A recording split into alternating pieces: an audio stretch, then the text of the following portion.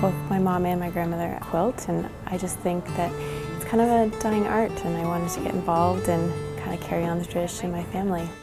But with her mother at home in Ontario, 8-year Whistler resident Christine Sharkey didn't have the guidance. But then she joined the Whistler Valley Quilters Guild last fall, helping her put the pieces of this long-standing family tradition together.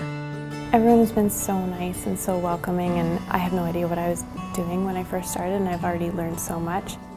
My mom is beside herself with excitement. She wishes she could fly out here and come to one of our meetings, but yeah, she's super proud, and now we have something to do together when I go home and visit her.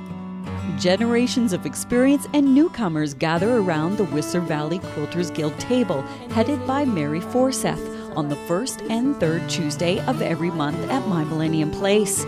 Meetings include everything from hands-on quilting to workshops sponsored by the Whistler Arts Council and the Whistler Community Enrichment Program. We want to continue the history and tradition of quilting in Canada.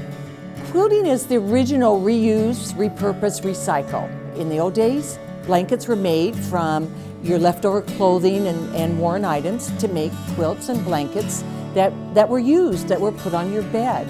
And so it was a necessity. And from there, over the years, it's grown to a different art form. These art forms grace the walls of their working space. Each quilt has a story, each has a purpose. Being a quilter is a way to share your artistic side, to show your artistic side. Being a quilter also means the ability to reach out and comfort those in need as well.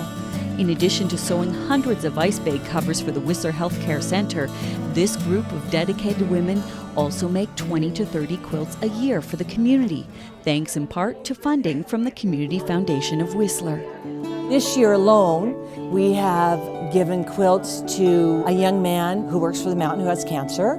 We've given a quilt to a mom who had to go into delivery 2 months early so that she could start cancer treatment.